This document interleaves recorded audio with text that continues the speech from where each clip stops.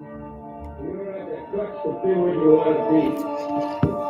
You need people like me. You need people like me so we can pray for freedom. They ask me, Uncle Common look like he can sass me. With my single friend, they talking to me like they had to be. Dealing with this devastating bubbly out, handling with sometimes it takes a little, even for the wicked niggas. Bumping your thumbs. This ain't really when you hear your boy come like a cow, like my name when you're up like Tony Tony, pull up, you got things better funny boy. Right? I've been humble, bro. Out the way, working on my soul and on the show. You know, peace and it, acting hard, and it's the jack on the weirdos like dominoes, moving blocks in the second house, seeing speed and roll. Authentic to my city like Operos, my dynasty, 94, he's some rockets, I can dream, shaking up below. Staying in houses, I'll never go. Before it's shaking like rocks, we could be hills in the CEO. I walk through the fire like a true water with a reading over for your soul out. To my seal, it's a prize, on the job, rock, that's his cargo. I step in the fire like a fucking ice boy, I'm too ice cold. You keep bumping your gums, E5, you better run, nigga, run. Everybody get scared when the rappers got guns. Oh, you keep bumping your gums. Yeah, boy, like how we walk to no river. My middle name, you show is cold like the winter. My nigga, the free feeling, yes. Boy, you like feeling, no fuck, my plan is first. I shell like Spencer. I came up with the beat, so I'm Shaquille to the center. The dirty ball, human nice to the goal when I enter. In the arena when I enter my opponent's old view, taking L's unless you a bender. It's all swallow, slaying sound like South Swallow, your South Swallow. Shrimp nigga toss the bad water, 10 toes, ball swinging out these red shower rap sleep. With 2 fish to 5,000, say, pardon me.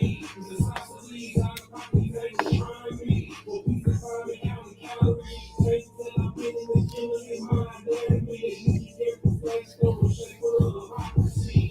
Keep bumping your gums, E5, you better run, nigga, run. Everybody get scared when the rappers got guns.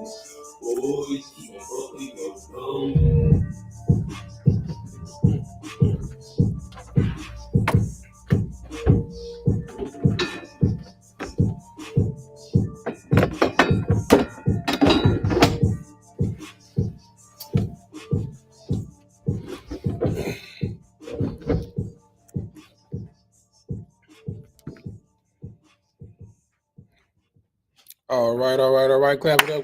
Clap it up.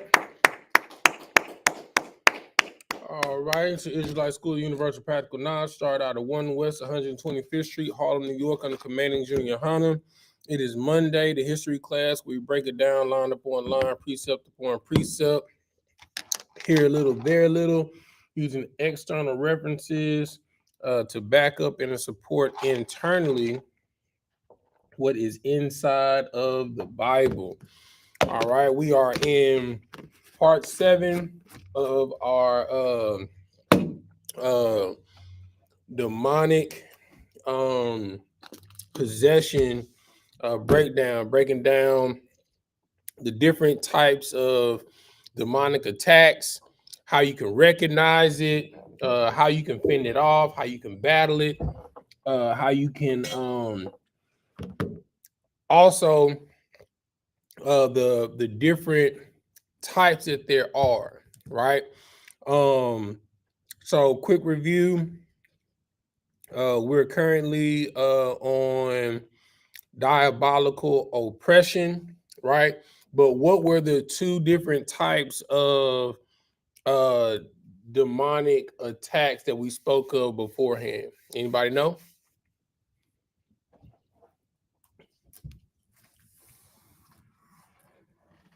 Go ahead, nephew.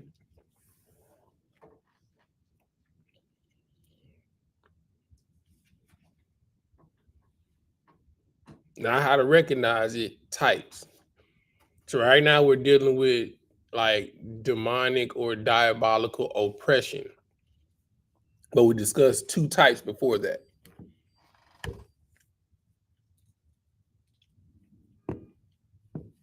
One would be physical oppression.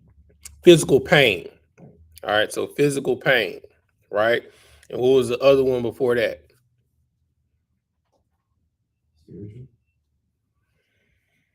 Yeah, but that wasn't the name of it. It is spiritual. What's the whole series called? Demonic possession. There you go. You know what I'm saying? So the first one was outright possession. The second one was physical pain. Now we're dealing with demonic oppression, right? So what are some of the characteristics of a physical outright possession? I'm just doing a quick review before we jump back in where we left off. Like inhumane strength. All right, so we got abnormal strength. All right, what's another one? Sapar, what's another one? So we got abnormal strength. What's another one? So like if I make emotional distress. Emotional distress. Well, that's how you know, and I think the word you're looking for is being emotionally compromised. That's how you know if you are in league or have a demon on you, right? So that's one way to recognize it, right? So I guess we can use that. We can use that, right? So we got abnormal strength, right? One way that you can know that you have a demon on you or recognize is knowing that you're emotionally compromised, right? Okay, go ahead. And being at a camp, and this all the individuals that you encounter, they have some type of emotional thing going on. Mm-hmm. All right, what's something else? Okay, so like if someone, like you looking at someone and you saying that brother got a demon on him or that sister got a demon on him. Right. It was one situation when it was this lady at camp, like she just came up to the camp and she was talking, but she was inaudible. She was what? She was inaudible. There you go, brother. Speaking in random tongues, right? So speaking a language that you wouldn't want with. So let's say you American and then out of nowhere you just start speaking perfect Latin, right? Or perfect Greek, right? Or perfect Aramaic, or you start speaking perfect Portuguese. You know what I'm saying?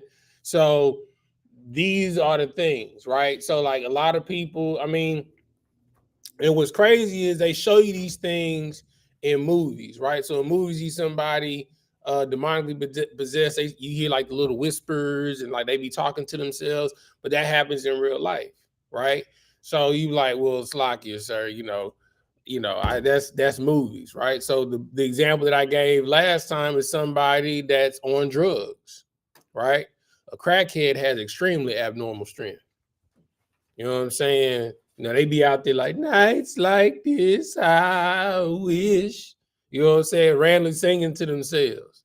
And then, you be walking up on, they be having a whole conversation with something that ain't even there. You be like, who you talking to? I wouldn't talk to nobody.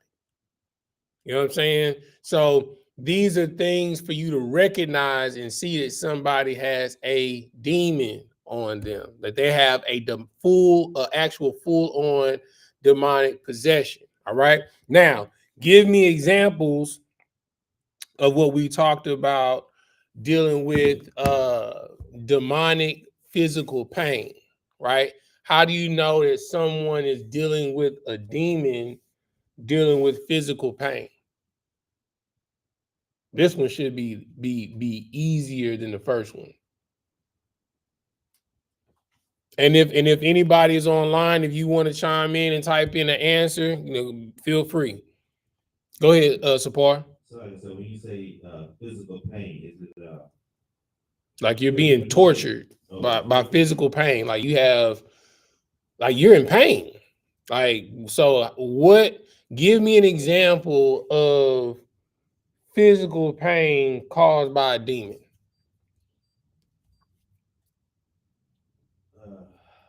Nephew? Like a migraine? Okay. a migraine is a byproduct of physical pains, but what is the cause of the migraine?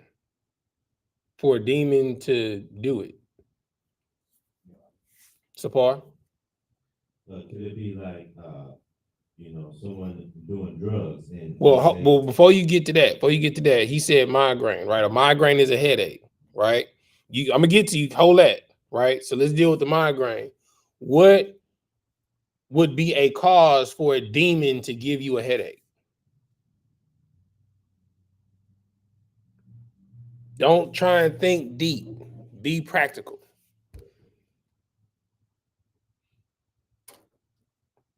What are we supposed to keep? The laws. Okay, so think about the laws.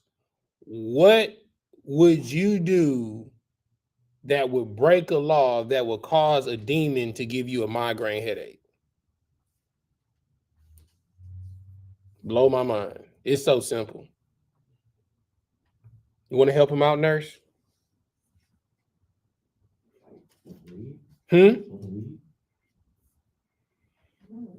Smoking weed wouldn't really give you a headache. Let's get a shot, sir. Go ahead. Like what we said like a few months back, the biggest chapter he's ever eaten something like pork or something. Get that brother a hand. You know what I'm saying? If you eating pork, shrimp, crab, lobster, any unclean thing that you're not supposed to eat, it'll give you a migraine headache, right? Because what it leads to is hypertension, high blood pressure, right?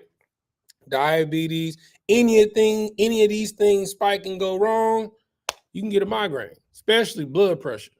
You know what I'm saying? Your blood pressure get high, I mean, your heart is boom, boom, boom. And if you have constricted blood vessels, it's not allowing that blood to pump through. That's what migraines come from. Restricted blood flow, right? And then it'll inevitably give you a blood clot. It'll go to your head, mess around, get a blood aneurysm in your brain, you die. Right? Drugs can also give you a headache. Right? I mean, you doing drugs and not eating, you shouldn't be doing drugs in the first place, but drugs can definitely give you a headache, especially like stuff like ecstasy, cocaine, any synthetic drug, right? All right, give me something else that can cause you physical pain that you know is brought on by a demon.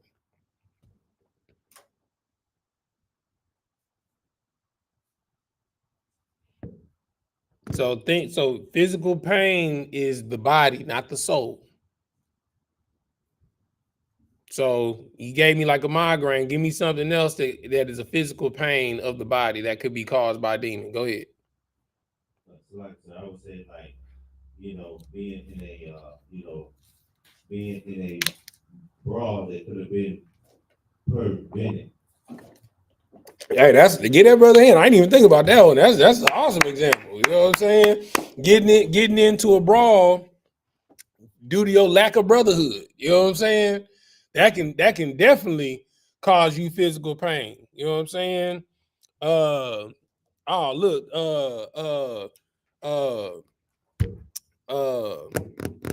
what's my brother name? Shamar one. He just posted in the chat, alcoholism can give you a headache. Drinking too much alcohol, getting drunk, waking up with a hangover. You understand that demon that you didn't overly, because the Bible doesn't say you can't drink. It says don't what? Don't get drunk or don't mix alcohol. Well, it don't say don't mix alcohol. It say don't get drunk. You know what I'm saying? So if you, it was that it's Shamar one, sir. I got you, brother. You know what I'm saying? But yeah. So if you get drunk, you know what I'm saying, that hangover will cause you physical pain, not just a headache. You know that throwing up the next day, brother. It is not fun. And then the body pain that comes 2 and 3 days later from the soreness in your abdomen and your esophagus from all of that reflux. You know what I'm saying? I'm gonna give you another one that causes you physical pain that you know is brought on by a demon. Cancer. Right? So what are byproducts of cancer? Smoking, right? Eating pork, shrimp, crab, and lobster, right? Uh, what's the other one? And then dealing with products, right, that have different type of chemicals in it. I just read a article that they shared that some of the hair that our people use for braids, the synthetic hair, it has carcinogen in it, and it's giving our people cancer. You know what I'm saying? So it's like it's a lot of different ways that a demon can cause pain, right? Because I gave the example of Paul, right? Because Paul had that thorn in his side, and he asked the Lord to take it from him. So there are different ways. So a demon's job is to get you to lose focus and to get you to be emotionally compromised, right? Nothing can make you lose focus like a migraine headache. You know what I'm saying? Nothing can make you lose focus like you being bedridden with the flu or COVID, right? Or you being having to go through chemotherapy with cancer, right? Or you dealing with swollen body parts due to gout, you know what I'm saying? Or you not being able to walk and having to get amputated because of diabetes, you know what I'm saying? Or another way that a demon called physical pain, you laying with promiscuous women, you being a whoremonger, a monger of whores, or you being a whore getting a STD. That is another way that a demon can attach to you and give you demonic pain, right?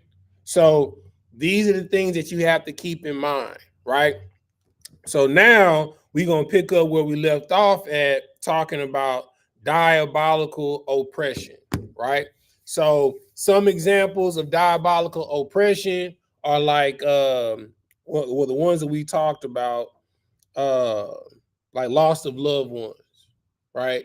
It's a diabolical oppression, right? You lose someone and like, you begin to mourn. What's the first thing that most people, adults, do to cope when they lose someone? You see, you're struggling with mental health. Okay, Shamar one asked a question. He said, Salakia, sir, is struggling with mental health a demon or a chemical imbalance? Absolutely. Absolutely. But that would be considered a demonic possession, right? If you have a mental disorder, right? Like a multiple split personality disorder, or like you're a sociopath, or you hear voices, right?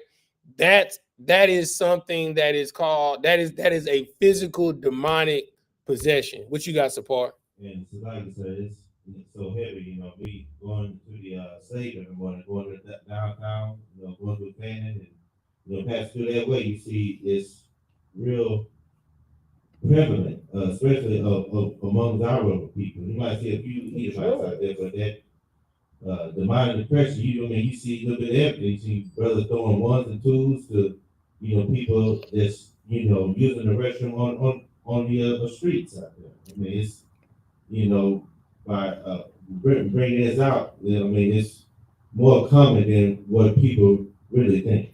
Our people live in a constant state of diabolical or demonic oppression, right? Because oppression pushes you to coping mechanisms, right? Matter of fact, give me this scripture. Go to what I want. Go and get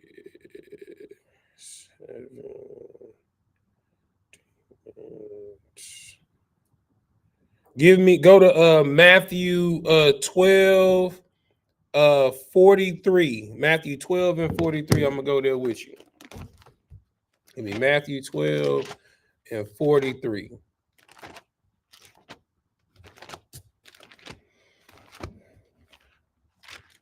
There we go.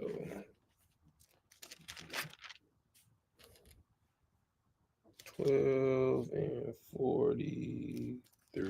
Whoever got it, go ahead and read it. And I'm going to the book of Matthew, chapter 12 and verse 43. Mm-hmm. When an unclean spirit is gone out of a man, Mm-hmm. he walketh through dry places, Mm-hmm. seeking rest, and findeth none. Right. So when the demon is exorcised out of you, right? Let's say you come into the truth, you realize that you are Israelite, you understand, and that you're not gonna be out here, whoring, being a whoremonger, getting drunk, smoking weed, eating pork, shrimp, crab, and lobster. You clean yourself up. But let's just say Momo died, your grandmother, and your grandmother raised you, right? You understand? Now, the demon leaves you and it goes out into the dry places. You understand? Trying to find another vessel, right? But it can't find another vessel that it likes because all these other vessels got demons in it, right? And your vessel was the vessel that it loved, because it's just like when you get an apartment, you set your apartment up just how you like it. You can move things how you want to move it. You can eat what you want to eat. You can sit where you want to sit. You can lay where you want to lay. You can do what you want to do, right? So it goes out into the dry places trying to find somewhere to rest, but it doesn't find no rest. Keep reading. Verse 24. Mm-hmm. Then he said, I will return into my house from whence I come out. Mm-hmm. And when he is come, he found it empty, swept, and garnished. Right? So this is what happens, right? Grandma died. You understand? And you in mourning. You understand? Nobody loved you like mama loved you. You understand? And you taking it extremely hard in the heart. You understand? And then one of your cousins come over there, like, man, bro, man, I miss mama too, bro. Shoot, let's have a drink in her name. You know what I'm saying? Matter of fact, let's go to the liquor store, bro. Let's go buy a bottle, bro. We gonna pull up, you know what I'm saying, in mama's name, bro. You know what I'm saying? We gonna pull one out for her too. You feel me? So y'all go get this bottle, right? Y'all take one shot, you know what I'm saying? Or y'all pour up one time, y'all start reminiscing, telling stories, crying, and trying to comfort one another. Next thing you know, you done took another drink. You done took another drink. And before you know it, you done went through half the bottle. You and your cousin polished half the bottle, right? Y'all keep talking. Next thing you know, y'all done polished off the whole bottle. Now here come another cousin. This cousin be like, man, bro, my mind gone, bro. You know what I'm saying? Like, I can't cope, bro. Like, she was everything for us, man. Like, bro, shit, I'm about to roll one up, bro. You want to hit it? You know what I'm saying? And the demon that then came back, that found the place all clean and swept, it then took hold of the body. Now let's see what's gonna happen. Keep reading. Then goeth he and taketh with himself 7 other spirits. 7 what? 7 other spirits. 7 what? 7 other spirits. Mm-hmm. More wicked than himself. Mm-hmm. And they entered in and dwelt there. And the last state of that man is worse than the first. Now peep this, right? So let's keep playing it out. So your other cousin come over there. He come over there with a sack of the finest Urple Yerple. You know what I'm saying? You know, a sack of that perk. You feel me? He roll up. You know, you like, shoot, yeah, I'm gonna hit it, cuz you know what I'm saying? So now you drunk already. You know what I'm saying? So that's one demon, right? Now you hitting that weed. You know what I'm saying? It's putting you in a whole nother state of mind. You that drink brought you down. The weed gonna float you up a little bit. Now you in a whole nother spirit. You know what I'm saying? Now one of your exes call you that was cool with your grandma. She found out, you know, that your grandma died. You know what I'm saying? You know that this person cheated on you, you know, like the relationship didn't end well. They call, he's like, I'm just calling to check on you. You know, I know you taking it hard. I know how much mama meant to you, whatever. Do you need anything? You know, are you hungry? You know, then they hit you with the, you know, you shouldn't be by yourself right now. You know what I'm saying? And then next thing you know, she pull up to your crib. Now you didn't call in another demon, lust. So that one demon that you had, that you cleared yourself with of alcoholism and being an alcoholic, it done brought 3 other demons. You understand? Now, come to find out, you didn't know, but she technically had a man that she was dealing with. You know what I'm saying? Her man find her location. You know what I'm saying? Got a location on her phone. He track her down to where she at. He come to your house.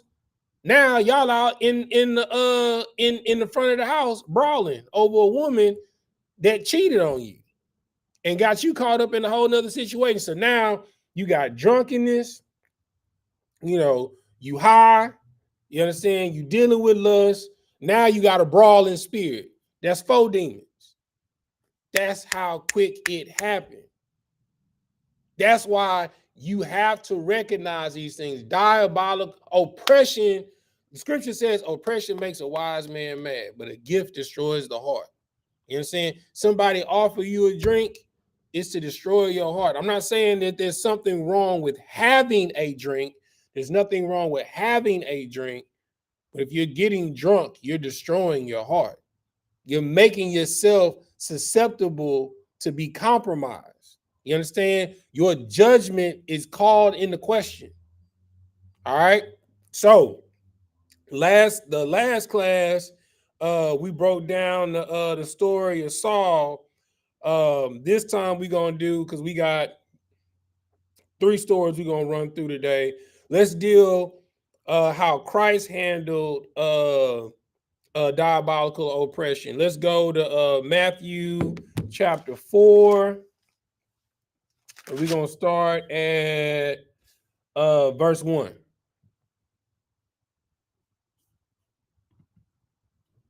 Yeah, small one. It's heavy, bro. It don't take long for demons. Small one said that's heavy. It don't take long for you to be caught up in a full-on demonic possession. And all it take is oppression. You got to understand, the key to a demon taking hold of you is you being emotionally compromised. You understand? So when somebody cuts you off in traffic, it's to get you off balance to become emotionally compromised. You understand? You being in traffic for an hour trying to get to work, it's all to get you emotionally compromised. So you can be susceptible to a demonic attack. You know what I'm saying? Your boss nagging at you, getting on your nerves or whatever. It's all to get you emotionally compromised. So you open for a demonic attack. You know what I'm saying? So imagine your boss get on you, you getting back and forth with it with your boss. You leave work. You in a traffic jam for an hour and a half because of an accident. You finally get around the accident. Somebody cuts you off and you come home. Now you bringing all that energy through the door and your wife asks you how your day. You're like, what you mean how my day was? You know what I'm saying? Now you done transferred that energy to your wife. You know what I'm saying? And your wife was just trying to meet you at the door. Now she in the kitchen clanging pans and stuff like that, fixing your plate, like slamming stuff on the table and stuff like this or whatever, all because, you know, you brought that energy to her. You know what I'm saying? Now when the kids say, mama, I'm hungry, like, here, there's your food. Now she didn't put the energy on the kids. That's how quick demons transfer. It don't take long. So you always have to be mindful.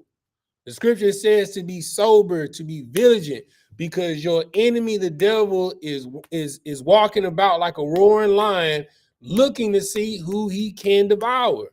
He is stalking you constantly to see when your guard is down. All right, let's go to Matthew 4:1.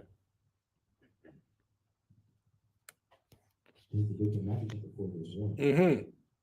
When Jesus led up of the Spirit into the wilderness, to be tempted of the devil. Then was Jesus.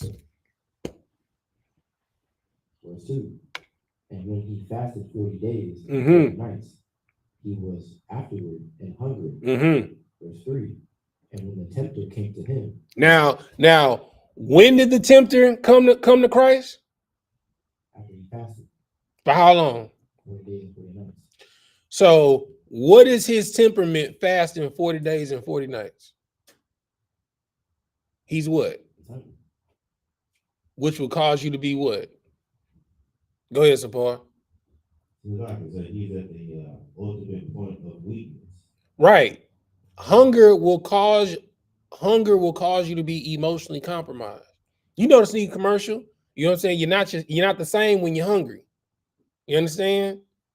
Because it causes you to lash out. Like, that's why I always tell people, you being righteous is not determined when things are good, but it's when things are bad. It's when you're hungry. It's when you're deprived of sleep. You understand? It's when you're in physical pain, right? You understand? It's when you being oppressed by your supervisor. Do you handle it with grace or do you lash out? You understand? These are the things that you have to keep in mind. Satan is not going to come until you're weak. He's not gonna freaking come at you and you just you reading the word 3 times a day, you blazing at camp, you teaching 3 classes a week. He not gonna come at you then. No, he gonna come at you when Mama dies. You know what I'm saying? He gonna come at you when some fool sideswipes you and puts you in the wall. You know what I'm saying? He gonna come at you when you out at the club and you celebrating with your brothers and you done had too much to drink and your guard is down a little bit. That's when he gonna come at you. You understand? All right, keep reading. And when the tempter came to him, he said, If thou be the Son of God, command that these stones be made bread. Mm-hmm. But he answered and said, It is written, Man shall not live by bread alone, Mm-hmm. but by every word that proceedeth out of the mouth of God. All right. So first thing, right? When you're being oppressed, right? Always answer things with scripture, right? So I give you prime example, right? A big thing in our society is celebrating birthdays, right? What is the number one break that they give to people on jobs? Celebrating somebody's birthday. All right, everybody, we gonna pause real quick. You know what I'm saying? It's Malakia's birthday today. We got cake, some ice cream. We got some finger food over there. We're gonna take about a 20-30 minute break. We're gonna celebrate Malakia. Happy birthday, Malakia. You know what I'm saying? It's a test. And you're like, well, I told you, I don't celebrate birthdays. Yeah, I understand that, but I know you don't celebrate it, but the day that you was born is a day to be celebrated. So we're gonna celebrate you, even though you don't want to be celebrated. Well, whatever y'all do, that's what y'all do. I'm going back to work. Now, what you done just right then and there, you done made yourself an enemy. You know what I'm saying?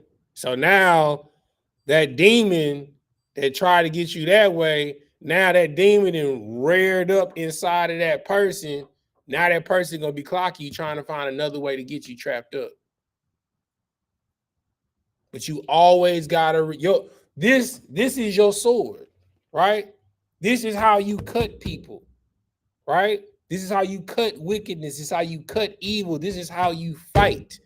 The scripture says that the tongue is a double-edged sword. It's the smallest muscle in the body, but it can do the most damage. You have to be mindful of your words, and you have to use your words in a battle. All right, keep reading. Verse 5. Then the devil taketh him up into the holy city, Mm-hmm. and setteth him on a pinnacle of the temple, and saith unto him, If thou be the Son of God, cast thyself down, For it is written, he shall give his angels charge concerning thee. Now, one thing that you got to understand is just because you know the scripture, don't think Satan don't know the scriptures. You understand? Satan know every freaking verse.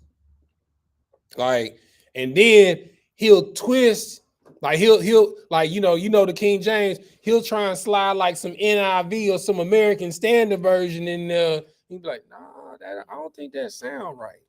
Nah, that's what it say in the Bible. This is why you have to be a Psalms 1 man and a Psalms 1 woman. You have to meditate in the word day and night. Shamar 1 dropped a precept. He said, Jeremiah 20:14, cursed be the day where I was born. Let not the day wherein my mother bare me be blessed. Jeremiah 20:15, cursed be the man who brought tidings to my father, saying, a man child is born unto thee, making him very glad. Awesome precept. You know what I'm saying? Another precept where it says, the day of one's death is greater than one's birth. You understand? You did nothing to be born. There's nothing to be, I mean, it is a great thing that you're here, but you did nothing to be born. The thing to be celebrated is how you die. That's to be championed. That's to be celebrated. Go ahead. What you got, Sapar? And so like so this so heavy, like what the brother bring out, I mean, your birthday, you can put that in the same category as the paid holidays, like Christmas, 4th of July, Thanksgiving. It's all under the same umbrella. Right. You know what I'm saying? All right, so let's get back to it, nephew. Chapter 4. Where you leave off at verse 6? Go ahead. Top. Yeah, go ahead. It's the book of Matthew, chapter 4, verse 6. And saith unto him, if thou be the Son of God, cast thyself down, for it is written, he shall give his angels charge concerning thee. Mm-hmm. And in their hands they shall bear thee up, Mm-hmm. lest at any time thou dash thy foot against a stone. Verse 7. Verse 7. Jesus said unto him, it is written again, thou shalt not tempt the Lord thy God. Say that one more time. Thou shalt not tempt the Lord thy God. If you're an alcoholic, right? 9 times out of 10, it's not a wise decision for you to go to a bar, right? If you've been delivered from smoking weed, you probably shouldn't go to your partner house when they pregame and to go to the club. You know what I'm saying? You should probably just meet them there. You know what I'm saying? You know, if you know you got, you know, problems with women, you probably shouldn't go to the strip club. You understand? Like you don't want to you coming into the truth, you don't want to be like, yeah, I think I'm ready to battle my demon. You know what I'm saying? And then you say, I'm gonna go face it. That's not how it works.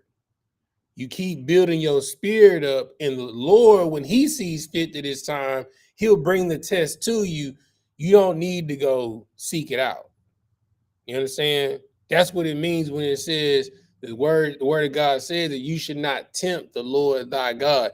Just because it says, you know, if you fall, that the angels will bear you up, you know, that you won't dash thy foot up against a stone. That don't mean, all right, I'm gonna go jump off a cliff. I know the angels got me. That's just stupid. You know what I'm saying?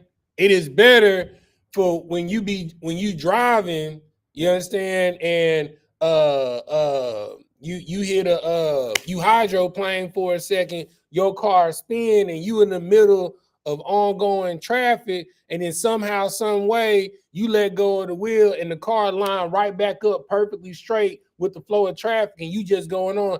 That's angels not letting you dash your foot up against a stone, but you didn't tempt the Lord thy God to find that out. They stepped in to prevent you from dying. You understand? You have to be able to battle scripture. You can't battle a spirit with flesh. You can only battle a spirit with a spirit. And your spirit is the spirit of the Most High God. And you have to constantly build that up inside of your vessel. All right, keep reading. Verse 8. Mm-hmm. Again, the devil taketh him up into an exceeding high mountain, and sheweth him all the kingdom of the world, Mm-hmm. and the glory of them, and saith unto him, all these things will I give thee, if thou wilt fall down and worship me. Mm-hmm. Verse 10. Then saith Jesus unto him, get thee hence, Satan, Mm-hmm. for it is written, thou shalt worship the Lord thy God, and him only shalt thou serve. You understand? So all of these things you have to keep in mind, because that's how Satan gonna come at you, right? The first thing Satan said, well, if you the son of God, turn these stones into bread, right? When somebody is trying to get something out of you, the first thing they're gonna do is wine and dine you. You know what I'm saying? They're gonna try and persuade you with food, take you to a fancy restaurant that you ain't never been to before. You understand? They try and coerce you into some type of deal, right? When somebody wants to broker a deal with the potential client or a major firm, what do? Hey, let me take you to lunch. I want to talk about an opportunity with you. You understand? These are things to butter you up, to make you susceptible to make the deal. This is one thing that you have to understand, right? To battle demons, you have to be a master of the law. Because if you are a master of the law, you know the pit holes and pitfalls and stumbling blocks, right? Because the demon and the devil, they are the prosecution. They are the DA. They are the crooked cops. Their job is to trump up charges on you, to bring you before the judge and be like, look, judge, I found weed on him. Look, judge, public intoxication. Look, judge, pedophilia. Look, judge, he's a liar. Look, judge, he's a murderer. Look, judge, he assaulted somebody. He's a brawler. Look, judge, she's a whore. She's on Bissonnette on the stroll. Look, judge, they committed adultery. That's their job, to trump up charges against you. Your only battle against them is to be a master of the law. So no matter how they package it, you understand, you know how to battle it. Now, I'm gonna show you something. I'm gonna show you how crazy it is, right? What does it take to go viral today?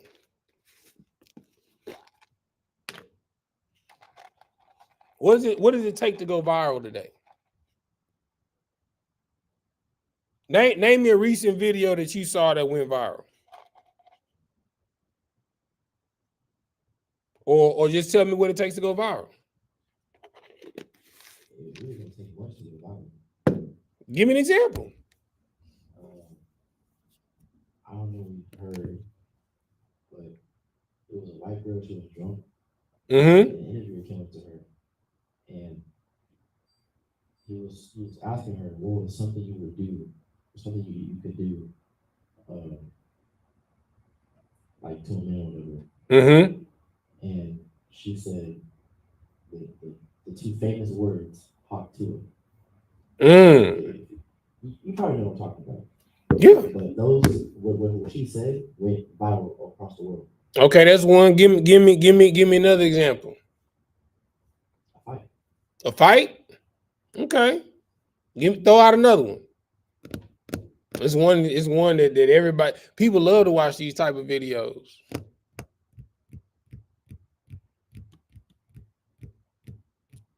I throw one out there. Some people are addicted to these type of videos. Men and women have problem with these type of videos. Some brothers, they be like, I got to go to the restroom real quick. They go in the bathroom.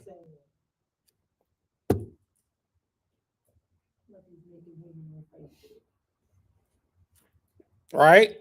So pornography, right? Or any type of lasciviousness. Okay, so we got lust, right? We got a fight, that's wrath, right? Give me another one.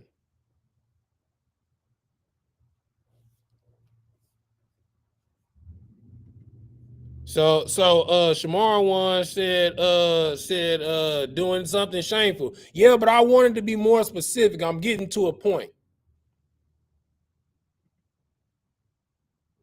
Yep. Pornography. Yep, y'all are absolutely right. But give me another example of something. I'm telling you, it's. I mean, it's another thing that people crave over. They look for these videos to know what to do when they go out or know where to go.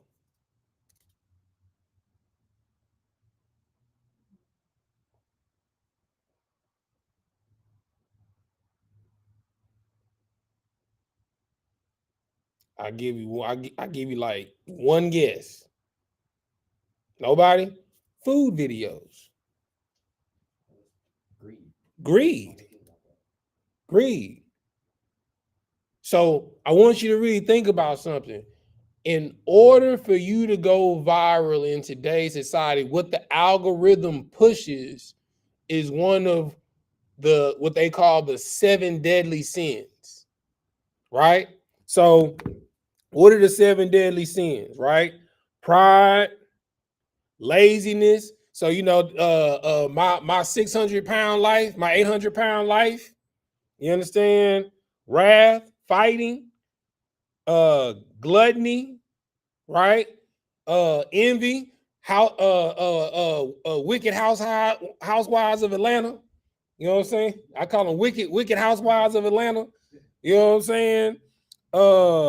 Lust, we already said lust, greed, and now everybody got a podcast, pride, right? So if you and test it, when you open up social media and a video that you didn't go looking for pops up on your algorithm, I guarantee you it lines up with one of the 7 deadly sins. 100%. It's pushed to you for a reason, to get you emotionally compromised. You know what I'm saying? Like a lot of y'all wasn't thinking about certain foods until you saw it on social media. You know what I'm saying? You look at that fight, you be like, man, bro, he knocked that. I got to use that one. He knocked that nigga out. You know what I'm saying? Or you look at a certain type of woman or a certain type of man and you start lusting and desire of that certain type of woman, that certain type of man, or you saw what that certain type of woman did to that certain type of man, and that certain type of man did that certain type of woman, be like, ooh, I'm going to do that. But that's even if you type something up on Google. Exactly. And it can just be certain words you type up on Google. You go to your social media and stuff gonna be on there. It's gonna be on there, and it's gonna give you the most extreme example of what you typed in. So you have to be on guard at all times. You understand? It's something as simple as social media. Like Instagram and now I know why Elon Musk turned Twitter to X, because it ain't nothing but porn on there. You know what I'm saying? On Twitter. Right. Yeah, Twitter, like it's just open source porn. Like, and if you on Facebook, you understand, you know how like when you be watching the video and they show those commercials in between it, you understand? You'll mess around and catch a commercial for male enhancement. And that commercial for male enhancement, it's a porn video. No, it hasn't. It hasn't. People are finding a way around the algorithm. You understand? So you have to be mindful. This is a battle for your soul, and it's 24/7, 365. You have to fight. Mentally, this is mental warfare. You have going on since Shalom Lord Christ. You know what I'm saying? So you have to fight to keep a sober mind, because before you know it, it's going to push you to sin every single time. All right. Okay, let's finish it out. And if you read I think it goes all the way. Yeah, read the 12. Verse 11. Then the devil left with him, and behold, angels came and ministered unto him. Mm-hmm. Verse 12. Now when Jesus heard that John was cast into prison. All right, cool. That's it. All right. So what you got to understand is the demons are only going to tempt you for so long. You just have to fight, right? After they realize that they can't get a one-up on you, you know what they're going to do? Leave. You understand? And when they leave, the angels are going to minister unto you, and they're going to lift you up. You understand? It's basically, I don't want to say it as you getting a reward for passing a test, but yeah, you know what I'm saying? But I don't want you to think of the reward as something tangible, right? Think of it like on Dragon Ball Z, you just leveled up from just regular to Super Saiyan 1. From Super Saiyan 1, Super Saiyan 2, you know what I'm saying? So on and so forth till you get to Son of God mode. You understand? That's what each battle does. It builds up your strength, because you have to, because each time that they lose, they're going to think of another way to come at you. And all they doing is repackaging the same 7 things over and over again. Go ahead. And somebody says, so heavy did you say that? Because like any political arena, that's what the Democrats do. They repackage the same message, the same lie, the same promises over and over again that they don't deliver on. Right.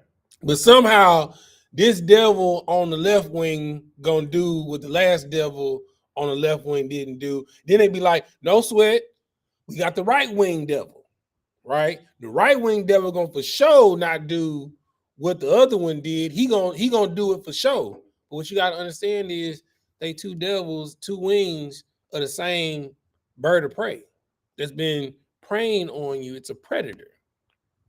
Their job is to fillet, you understand, the spirit of God from your bones, so they can keep killing you over and over and over again. A demon's job is to kill you, to deem you not worthy of your crown. That's why you have to fight every single day in everything. Like, you know, you go on YouTube, you know what I'm saying? Why are certain things being pushed to you on YouTube? You know what I'm saying? And ask yourself, does it line up with one of the quote unquote 7 deadly sins? Now, I'm not saying that you can't watch these things, but you have to be mindful of what's being pushed to you. There's always an agenda, right? There's always a spirit behind the algorithm, and all of it is to oppress you, to get you to think, why my life not like that? Why I can't do that?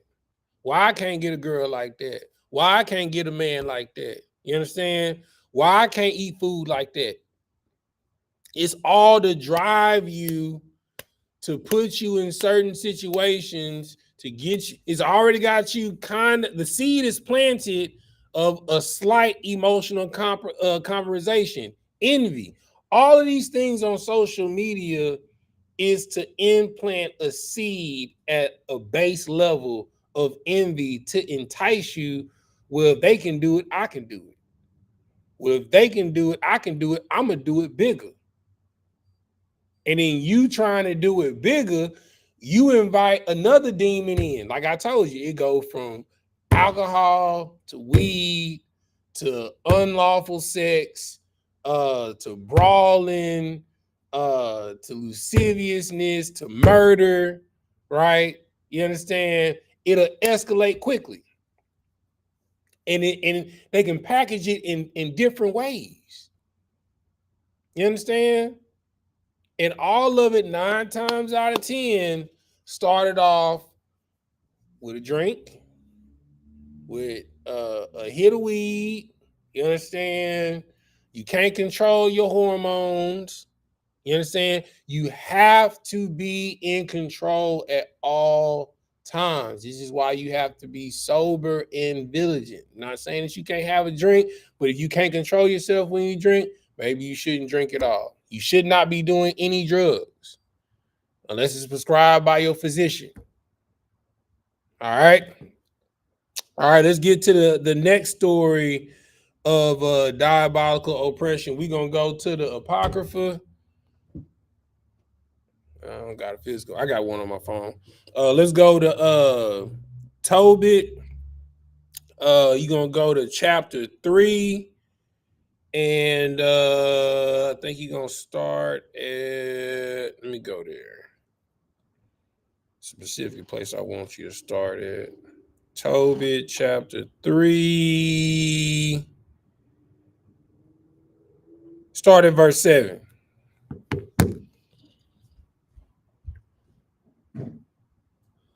This is the book of Tobit, chapter 3 and verse 7. Mm-hmm. It came to pass the same day that in Ecbatania, a city of Medea, Medea, which is the Medes. Go ahead. Sarah, the daughter of Raguel, was also reproached by her father's maids. Verse 8, because that she had been married to 7 husbands, whom Asmodeus, the evil spirit. The what? The evil spirit. The what? The evil spirit. What is an evil spirit? Unclean spirit. It's a demon. Right? So these demons have names, right? And this demon's name is Asmodeus, right? Keep reading. Asmodeus, the evil spirit, had killed before they had laid with her. Dost thou not know, said they, that thou hast strangled thine husband? Thou hast had already 7 husbands. Neither was thou named after any of them. All right. So this sister is being oppressed by a demon, right? So this sister this demon knows if this sister gets a righteous husband, that this demon can't dwell on the family line no more. So currently right now, she's cursed by a demon, right? And this demon does not want her to get married and have a righteous husband, right? Because if you come together with a righteous man, guess what? That righteous man not going to allow no demonic activity, you know what I'm saying, being allowed anywhere near his household. So whenever she becomes betrothed to a man, that demon come through and kill him, right? Keep reading. You had a question, nephew? Okay, go ahead. Wherefore doest thou beat us for them? If they be dead, go thy ways after them. Let us never see of thee either, son or daughter. When she heard these things, she was very sorrowful, so that she thought to have strangled herself. And she said, hold on. When she heard these things, what? She thought to have strangled herself. So that means to do what? Physical pain. She thought to unalive herself. Right. So a demon's job is to keep pushing you to the point to where you feel like my life is worthless. My life is meaningless. Why am I here? Like when you find yourself asking yourself those questions, nobody cares about me. You know what I'm saying? Why everything I do, it always goes wrong. You know what I'm saying? Nobody calls to check on me. Nobody loves me. Why am I here? Why should I even go on? Why should I even continue? No man wants to marry me. Every man I get with leaves me. Every woman I get with leaves me. They cheat on me. You know what I'm saying? When you find yourself having thoughts like this, you are being demonically oppressed. And that demon is pushing you to depression, to commit, well, I got to say the word unalived, to unalive yourself. You good. You good. Keep reading.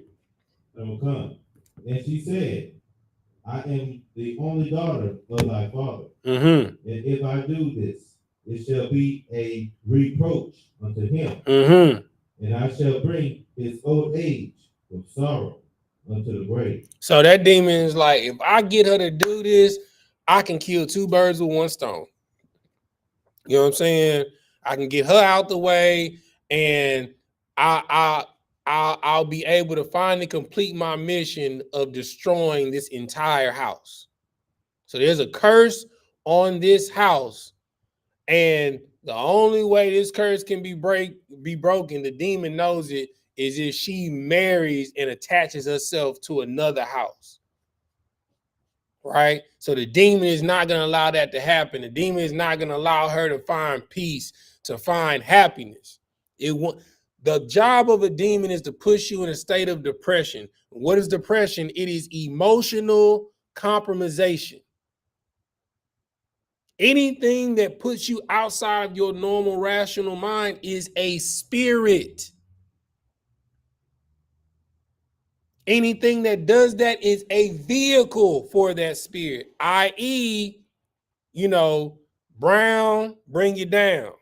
You know what I'm saying? White, get your height. You know what I'm saying? That's with liquor. You know what I'm saying? Even with marijuana, you know what I'm saying? Indica, you know what I'm saying? Have you droopy, you'll pass out. Sativa, you know what I'm saying? Give you a cerebral high, you able to function and move around and, hey, So all of these things, like pornography, is a vehicle for lust and sexual deviancy. You know what I'm saying? You constantly watching twerk. Now you can find yourself. It all started with a twerk video. You know what I'm saying? Now you on Pornhub and X videos now, and all started with you watching one twerk video on Facebook. Now you in the bathroom being a sexual deviant with a sock. You know what I'm saying? And now it turns you into a weirdo. Now you got a whole mannequin in your closet that you be tying fire to instead of a real woman. I don't say it's crazy. They got them on social media. We didn't see the videos. They got full on silicone women now. You know what I'm saying? Next thing you know, they're going to put the AI machine inside of her, and you're going to think you got a girlfriend and you're making love to a robot. A Terminator. Good night. You know what I'm saying? A Terminator. Terminating your seed, nigga. You know what I'm saying? This is what you got to be mindful of. You understand? But the demon's job is to diabolically oppress you, to push you to make an emotionally compromised decision so he can be like, see, Father, look, I told you they wouldn't fit worthy of their crown. Send them down here with me. Let me have full reign over them. Because in order for them to have full reign over you, to destroy you, to kill you, they got to get you to break the law. They got to get you to drop your sword. This is why the truth is so important. That's why that's why the analogies, the things that we say in the truth, when that brother dropped his sword, he forgot about the law. For one of the deadly sins, lust, right? You didn't got weak behind your woman or your man, pride. You can't follow orders. You know what I'm saying? You just a man just like me. I don't gotta follow you. You understand? Or gluttony. You can't stop eating pork, shrimp, crab, and lobster. You gotta have it. You know what I'm saying? Wrath. You know, you were so prideful, you couldn't go to that brother, him and him alone. Now you want to fight him over hearsay, something that you heard. You understand? Or slothfulness. You don't want to get up and go to camp. You don't want to cook for the feast day. You don't want to come to class. You don't want to teach a class. You understand? You don't want to go out to the farm and help with the cattle. You understand? You want to be lazy. See how this work? And next thing you know, you back smoking weed. You know what I'm saying? You know, before you looked up, you know, you're married to a sea dragon. You know what I'm saying? Like, it happens quick, huh? All it takes is you saying, yeah, I'm not gonna go to camp today. It happens quick, sis. All they gotta say, I'm not going to Passover. I'm not gonna cook for the feast day. I'm not gonna go to the feast day. I'm not gonna show up. It happens real quick.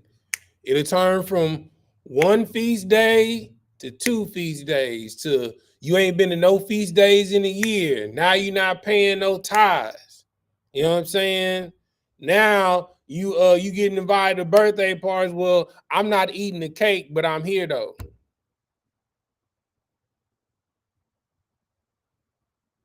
It doesn't take long.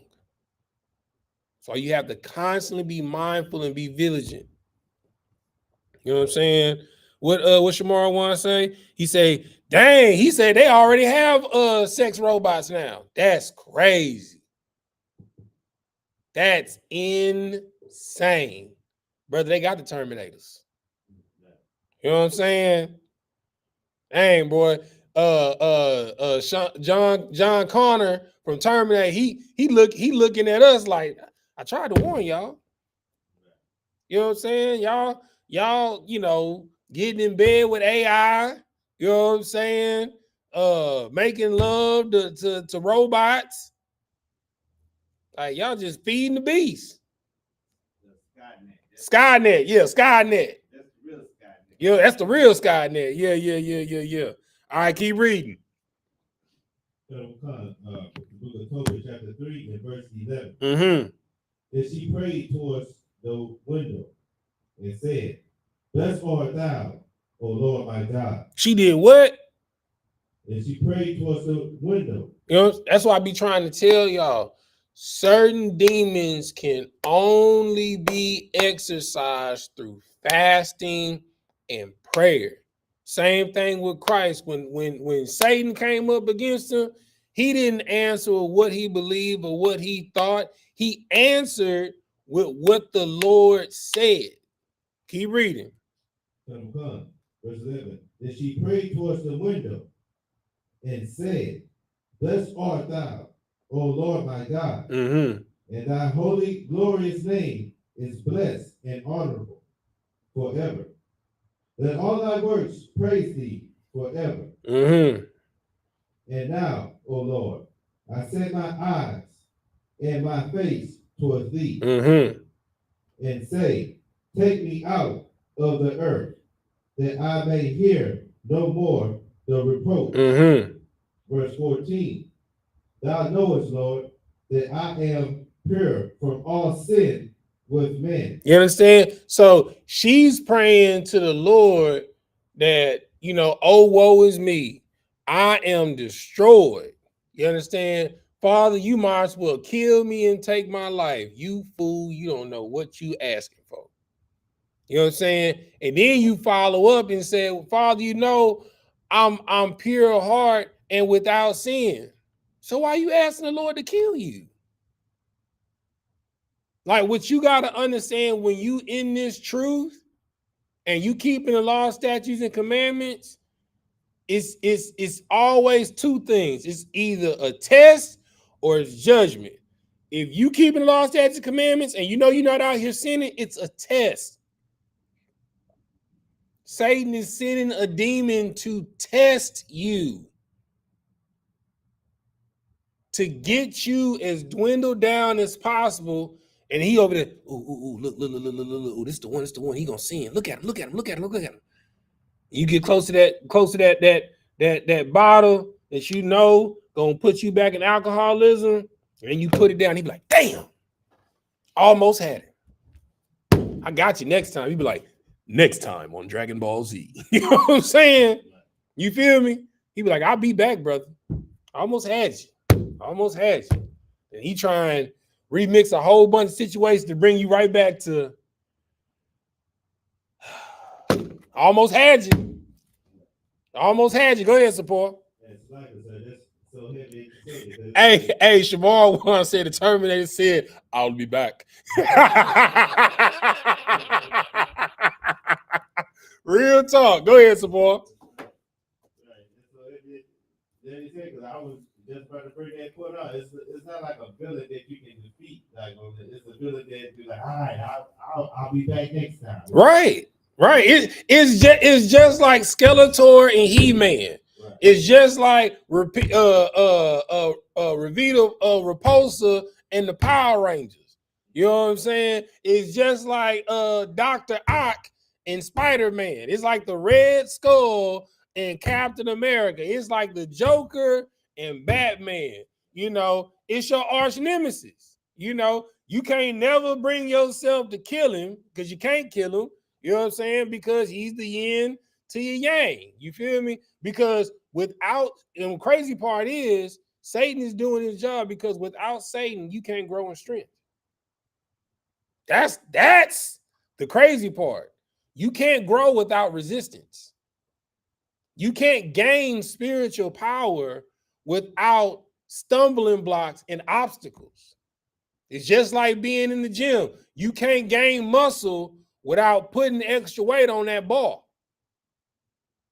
And the stronger you get, it don't mean that the weight ain't gonna be there. It's just the weight's just gonna change. You just gonna throw, okay, all right, you can do 135, no sweat. I'm gonna put 165 on there. See if you gonna stop lifting in, and you couldn't do 3 sets of 10, but you can do 3 sets of 5. You know, you can't come to the gym, went from 3 sets of 5 to 3 sets of 7. 3 sets of 7 to 3 sets of 10. Now you're doing 4 sets of 15. Oh, he think he's something. Throw 225 on there. We gonna forego 185, 195. Throw 225 on there. You like, you struggling. You struggling to get it up. You know what I'm saying? But you kept fighting, and you got stuck. And guess what? Here come the Lord coming to give you a spot. You know what I'm saying? He get it up off for you. Don't sweat, baby. It's all good. You know what I'm saying? I got you. You know what I'm saying? I'm gonna keep spotting you until you can hit this 225 on your own. But the only way that spot is gonna come to help you is that person sees you consistently coming to the gym. Because you'll be in there working out by yourself. You know what I'm saying? You don't got no workout buddy. You know what I'm saying? But it's an old school over there that's been watching you come to the gym every day, trying to push it to the limit. And then one day you step outside of your weight class, and instead of going from 165 to 185 to 195, you like, man, I'm just gonna try and hit 225. You know what I'm saying? You put that 225 on the bar, you hit it, boom, and you struggling. You know what I'm saying? You get it up halfway, and you don't even see nobody in the gym, and you know that your muscles is about to fail, and right when they fail, somebody come and grab that bar and lift it up and rack it for you. That's the Most High in Christ. That's the angels. but you got to be willing to fight. The scripture says that the Lord doesn't put you in no situation that he doesn't make a way out for you. You understand? But you got to be willing to fight in the situation for your right and righteousness. You can't be sitting there, oh, woe is me, Father, just kill me, my life is over, because your car broke down. You know what I'm saying? My life is over. You know, you might as well kill me, Lord, because I'm facing eviction. You know what I'm saying? Oh, Father, take my life because my wife took the kids. You know what I'm saying? Oh, Father, take my life. My husband kicked me out the house. Shut up. You're not the first. You won't be the last. You'll be all right. That wasn't the first house you didn't have. That ain't won't be the last. That wasn't the first car you didn't have. It won't be the last. That wasn't the first job you had. It won't be the last. It's just a test. And you're being diabolically and demonically oppressed to get you emotionally compromised to cause you to sin. All right, keep reading. So we're going to the book of Tobit, chapter 3, verse 15. Mm-hmm. And that I never polluted my name, Mm-hmm. nor the name of my father in the land of my captivity. Mm-hmm. I am the only daughter of my father. Neither have he any child to be his heir, Mm-hmm.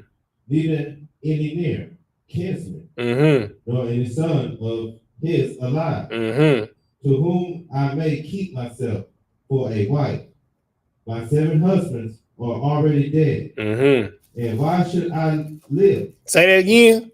And why should I live? Mm-hmm.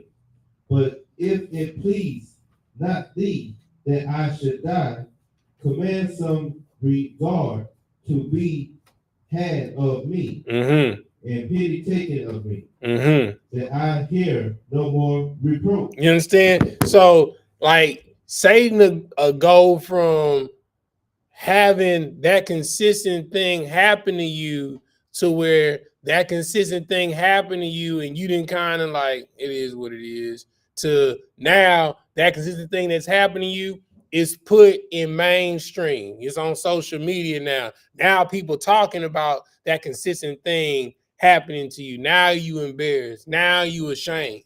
You understand? But in all, you ain't done nothing wrong. So what do you have to be ashamed of? Right? I tell people all the time, just because it ain't happening this time, that don't mean it won't happen in time. You know what I'm saying? What does it say in Psalms 1? It says that a man will be like a tree planted by the rivers of the waters, and that his fruit will come forth when in his due season. That his leaf will not wither and die. It doesn't say as soon as a tree is planted that it's not going to wither and die and then it's going to be a bountiful tree bearing fruit. It says no, in its due season. It's a lot of seasons, huh? You know what I'm saying? It's summer. You know, stuff will burn up if it gets too hot. You know what I'm saying? There's autumn where things fall off. You understand? There's winter when things die before spring comes. A lot of you got to go through the heat of stuff getting burned out of your life. You gotta go through a season of people falling off in your life. And in that time when you feel you alone, it's some things inside of you that gotta die before the Lord can grow you again. But throughout this whole time, you have to be willing to fight. Keep reading. Verse 16. So the prayers of them both were heard before the majesty of the great God. Mm-hmm. And Raphael was sent to heal them both. You understand? That's Raphael. Allah. You know what I'm saying? That's an angel of the Lord. Keep reading. Come. that is to scale away the whiteness of Tobit's eyes, Mm-hmm. and to give Sarah, the daughter of Raguel, Mm-hmm. for a wife to Tobias, Mm-hmm. the son of Tobit, Mm-hmm. to build, To bind. to bind, as Moses, Asmodeus. Asmodeus, Mm-hmm. the evil spirit, Mm-hmm. because she belonged to Tobias Mm-hmm. by right of Inheritance. Mm-hmm. The self-same time came Tobit home and entered into his house. And Sarah, the daughter of Ragael, came down from her upper chamber. Now, for time's sake, I'm gonna tell you how this story went. So in the beginning of the story of Tobit, Tobit is sent on a journey from his father, right? To inquire and amongst other things find the wife, but and Raphael,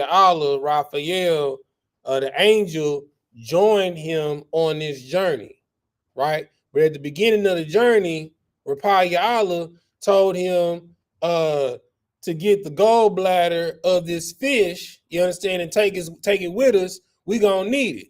Now imagine you going fishing. You know, what's the first thing you do when you fish? You gut the fish, and what you do with the guts? You throw it away. You know what I'm saying? What I look like walking around with fish gallbladder? You know what I'm saying? Niggas say, hey, bro, don't throw that away. Keep them gallbladders, bro. Like, nigga, what? Some gallbladder? You know what I'm saying? So you want me to walk around here stinking, you know what I'm saying, walking around with 2-day-old, 3-day-old, 4-day-old fish gallbladder. Bro, just listen to me. Hear me out. You know what I'm saying? I promise you, you're going to need it. Now, if Tobit would have never followed the order that was given to him by angel of the Lord, he would have never had what he needed to defeat Asmodeus to lay with his wife. If he didn't listen to the angel of the Lord at the beginning of his journey, when he got to what the Lord had for him, the demon would have killed him because he didn't follow orders. You have to follow orders. That is the only thing that is going to save your life. And it might sound stupid. The order might sound dumb as hell. Just as stupid is when Elisha told old boy to go jump in the river 7 times and you're gonna be healed of leprosy. You know what I'm saying? Imagine you've been dealing with a skin disease for 15 years. You done went to every dermatologist. You done went to every herbologist. You know what I'm saying? You done went to every holistic healer. Nobody can help you. And then somebody told you, man, go holler at Elijah. And all he tell you do, go jump in that dirty river 7 times. You're gonna be healed. You're gonna be like, nigga, what? You lost your mind. I'm not getting in that nasty water.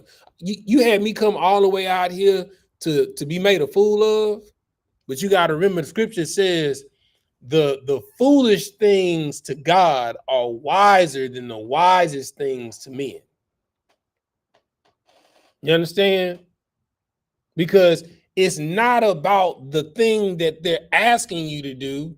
It's about the faith that it takes for you to do it. Scripture says that a man can't eat, you know what I'm saying, just on bread alone, but off of the word that proceeded out of the mouth of the Lord thy God. You have to listen. And once it's what the scripture says, you have to hearken, observe, and what? Do it. You can't just listen all the time. You can't just sit back and watch all the time. You got to get in the game. What is it worth to know that the kingdom of heaven is yours, but you don't want to pick up a hammer and a nail to put some frame up? You don't want to go to Home Depot to go get some concrete to lay a foundation. You don't want to go get some PVC pipe to lay no plumbing, but the Lord said that this land and this house is yours. This is your kingdom. But you just want to drive by and look at it. You see that right there? The Lord said, that's for me. But you don't want to go out there and do the work. You don't want to go out there and dig a well so you can have endless water. You don't want to go see about getting livestock so you can feed your family. You don't want to see about acquiring seeds so you can feed your family. You just wanted to come to you. You like looking at things, but you don't like doing things. We've been looking for far too long. It's time for us to take action. And it starts by you fighting your diabolical and demonic oppression. You understand? Because this is how it's gonna go. Go to Job. Go to Job 1. This is how it goes every single day in your life.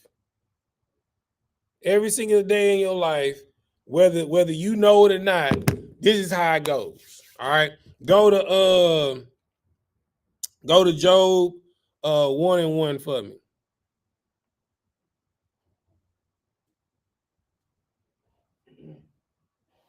This is the book of Job, chapter 1, verse 1. There was a man in the land of Uz, whose name was Job, and that man was perfect and upright, and one that feared God, and eschewed evil. Verse 2. And there were born unto him 7 sons and 3 daughters. His substance was also 7,000 sheep, and 3,000 camels, and 500 yokes of oxen, and 500 she asses, and a very great household, so that this man was the greatest of all the men of the east. Now I'm gonna tell you this right now. You know, he has multi-million dollars in livestock. You understand? This brother is wealthy, exceedingly wealthy, right? And the scripture says that he was a perfect man in following the Lord our God, right? Keep reading. Verse 4. And his sons went and feasted in their houses, every one his day, and sent and called for their 3 sisters to eat and to drink with them.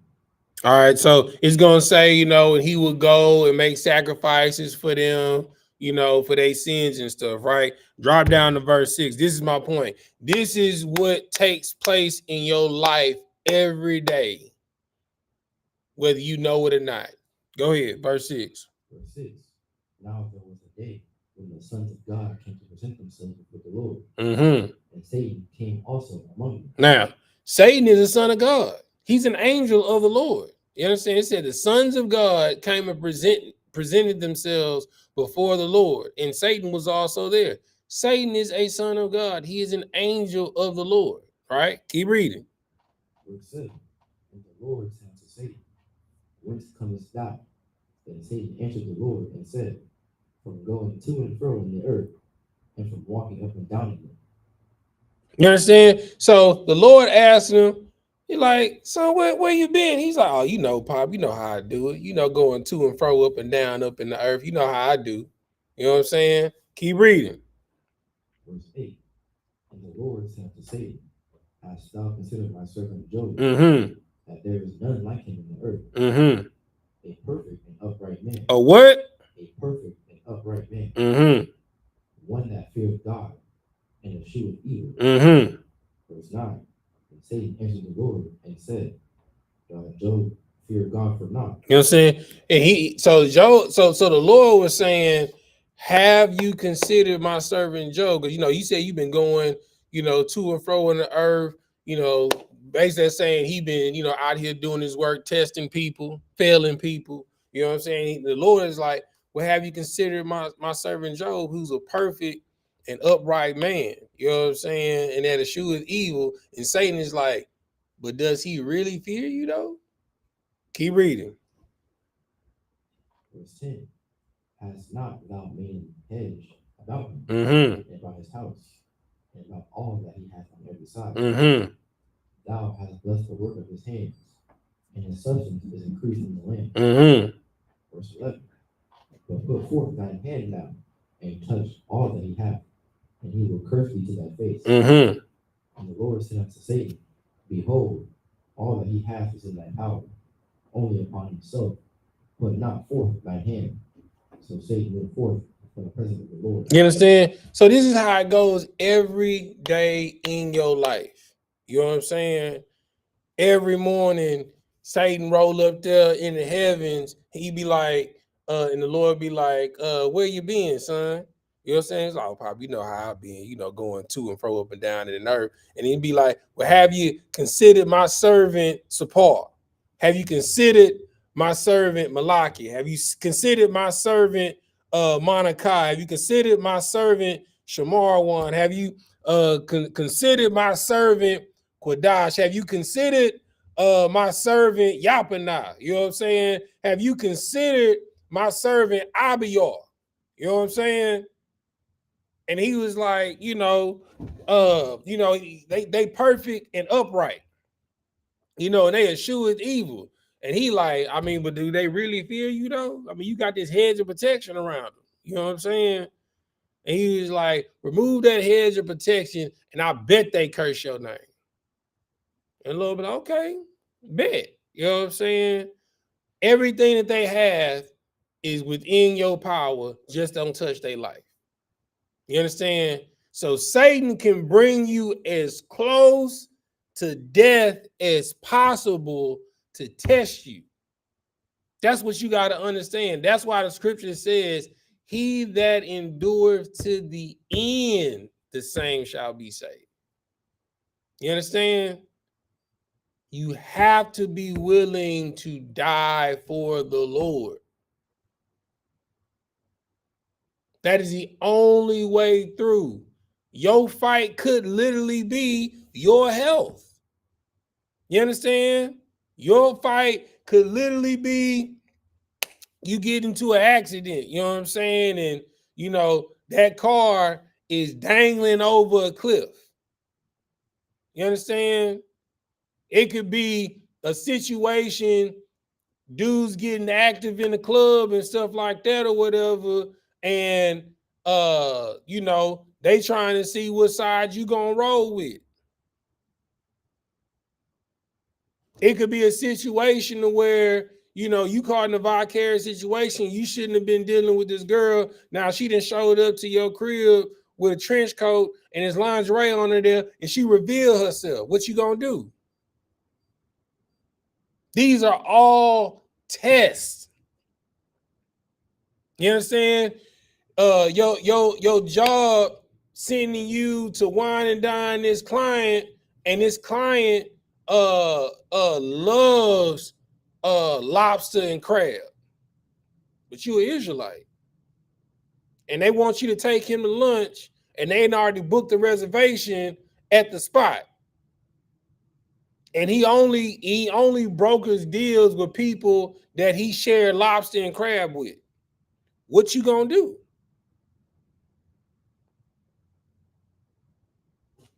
Are you going to put on the corruptible, or are you going to put on the immortal?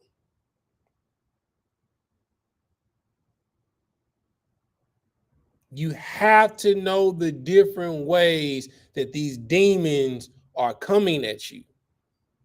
You have to know how to fight. You know what I'm saying? What you say, Shamar One? Shamar One says, how you break this down makes sense. Why? That's why the law is so important. It is, bro. The law will save your life. You understand? Like, that's why you got to meditate in it day and night. You got to constantly, if you're not reading it, you need to be watching class, but you need to read it. You understand? Like, I mean, geez, I mean, it's 24 hours in a day. You can't give God 30 minutes to an hour. You understand? You can't give the Lord 30 minutes to an hour. I don't care if it's watching class. I don't care if you watching Cross the Line. If you watching a debate, you know what I'm saying? Feed your spirit. Don't OD on these false calories of these so-called 7 deadly sins. Because that's really what you feed yourself all day. Nonsense. You keep feeding your flesh what you think gonna take over your flesh. You gotta have a healthy diet. You know what I'm saying? Yeah, you live within this vessel of this flesh, but don't neglect the spirit that's in here with you. Go ahead. And it's like, and you know, that's so heavy that you say this, sir, because the more you get, you know, exposed or embedded to the truth, like all the things, like for example, like all the different rap beats, like Trey and Zero stuff, all that stuff doesn't even matter. It doesn't. You know, just like how Beyonce changed, like they said, the clean beat coming, everybody getting excited, but once you know in this truth and know the truth. Just like Christ said in John 8:32, it will set you free from all of that nonsense. That's exactly what it is. It's like what Solomon said. All it is vanity and vexation of a spirit. That's all it is, bro. Like these award shows, like the Grammys, the Oscars, it's vanity and vexation of spirit. Because to think you worked hard, did this amazing movie, you made this amazing album, and everybody knows that the album was amazing or that the movie's amazing, but just because you didn't get this award, that means that it wasn't amazing. But if you get the award, that means you're amazing. It's vanity and vexation of spirit. You know what I'm saying? So the Oscars thrive on the Oscars, the Grammys, whatever awards, it thrives on two things: pride and envy. The award is so you can take pride in, yeah, look at me. I'm an idol for today. That's why they give you that golden statue, because you're an idol. They give you an idol to represent that you're an idol. Go ahead. And it's like that's even heavier. So because that idol, like the Oscar, for example, like you just mentioned, that really is that's a Egyptian god. Yeah. Ptah. Yeah. Yeah. You know what I'm saying? So it is cause to invoke two of the quote unquote 7 deadly sins right there. The person right there is invoking the spirit of pride. The people in the audience that didn't get it is invoking the spirit of envy. And now they're going to do anything to get that Oscar. Do anything to get that Grammy. You understand? You'll smoke weed and get drunk in the studio or on set to put you in the spirit. You know what I'm saying? To make sure you in the right spirit, to make sure you in the zone so you can nail that role, so you can nail that line on that song. Like certain artists will tell you that they can't even function as an artist without certain drugs. Actors, they'll tell you that they got to invoke the spirit of the role. What is the spirit? He's like, yeah, man, you know, I got this thing I do, you know, and whenever I do it, it's like something come over me and I'm that person. That's why it's hard for a lot of actors when they finish a movie, because they got to push that character out of them, because it's a demonic possession. You got to be somebody that's not yourself to act out that role. You're acting out of character. Go ahead. And so, like I said, it's so heavy. I just went up, like when Denzel did the Malcolm X movie, when it was a Spike Lee interview. Mm-hmm. And he said when he played that role, he said he just passed out. He wasn't realize what it was saying. He said something took over. That's what I'm saying. In that spirit, right? And that thing that takes over you is a spirit, right? So it's 24/7, 365. There are constant spirits warring for your vessel.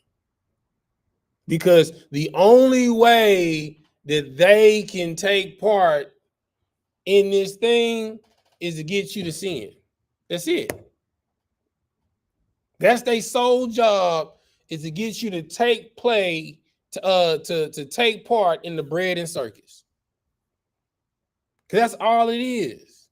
When you go to Sunday Fun Day, it's bread and circus. Right now, the rodeo going on, it's bread and circus.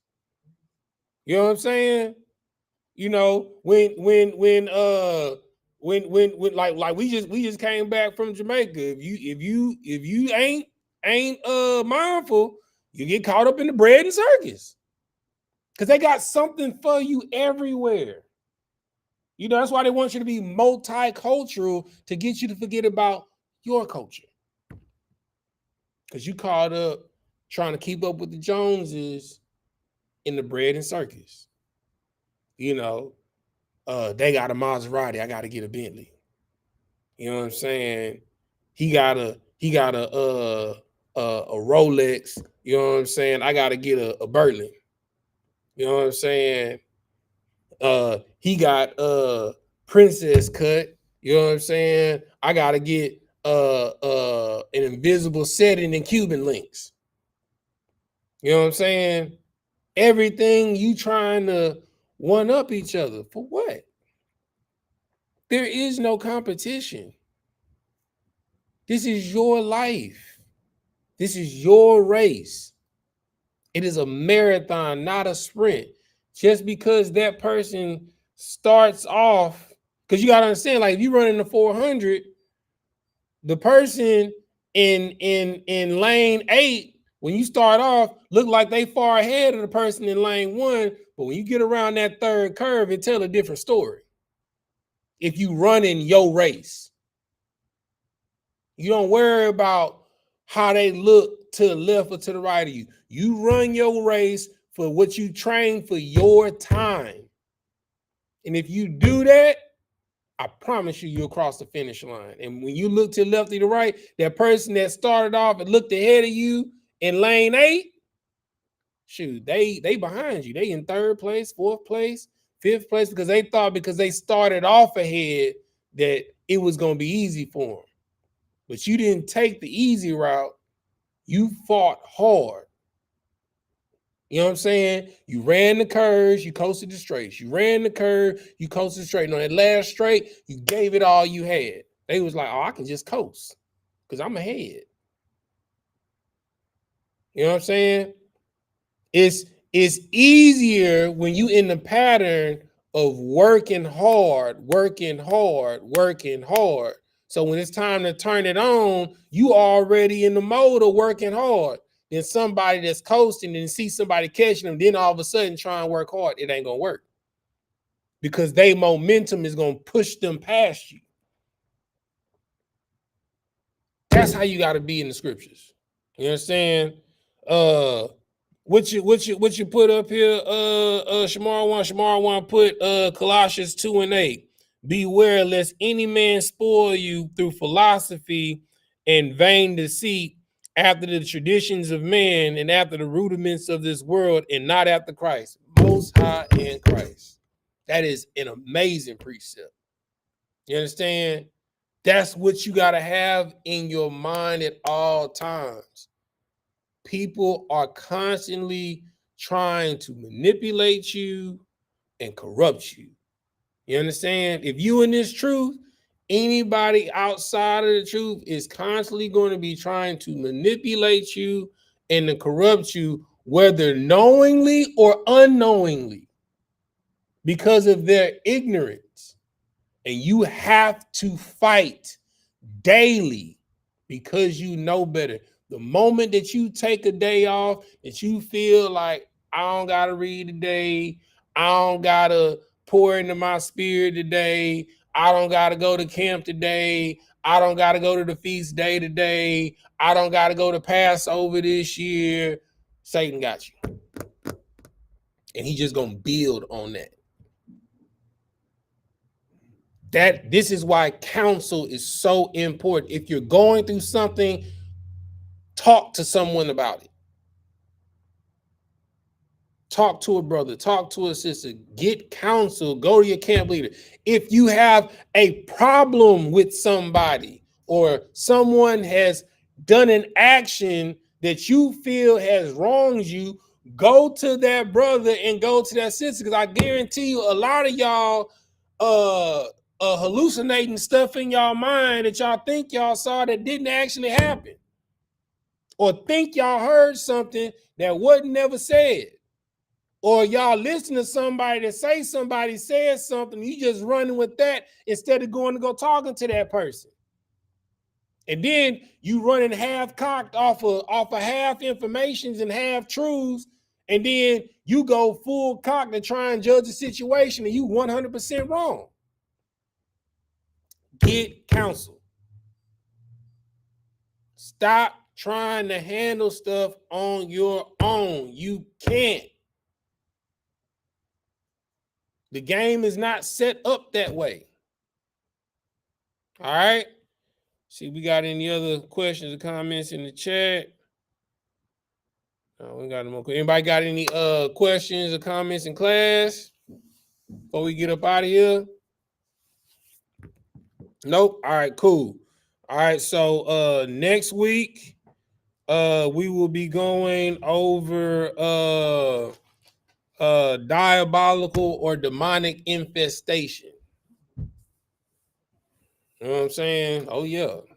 Yeah. So we've gone over outright diabolical demonic possession, physical pain caused by a demonic attack, and we've done with demonic diabolical oppression. Right. Next week we're gonna go with demonic infestation. All right.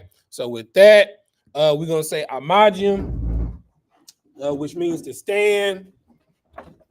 Sar, which means to turn. We're going to face the east. We're going to do the Lord's Prayer, first in Hebrew, then in English. Repeat after me. Abanawa, Shabbat Shemayah, Kodash, Hayah, Shamka, Yahweh, Malakwaka, Taba'ah, Ratazayaka, Hayah, Aisha, Ba'aratazah, Kawa, Hayah, Bashamayim, Nathan Lanawa, Lacham, Kal, Yawam, Wasalak Lanawa, Kabawat Yanawa, Kasalak Yanawa, Kabawat Yanawa, Wala'ah, Tabia Ayanawa, Banasayawan, Abal, Hawashayanawa, Mayan, Rai, Kaya, Laka, Hamalakwa, Waha'Allah, Wahata Para, La'awalumium, Aman. In the English, our Father, which art in heaven, hallowed be thy name. Yahweh, thy kingdom come, thy will be done in earth as it is in heaven. Give us this day our daily bread, and forgive us our debts as we forgive our debtors, and lead us not into temptation, but deliver us from evil. For thine is the kingdom and the power and the glory forever. So be it. Sar, turn and face the front. We'll give a courtesy salute to the brothers, then to the sister. Been a visual. Body Shabbat. Maju. Rock. Yahweh Shimi How Shah Brakatah. Yadamatah. Sar, turn and face the sister. Been a visual. Body Shabbat. Maju. Rock. Yahweh Shema Thaba Shimi How Shah. Yadamatah. Dismiss.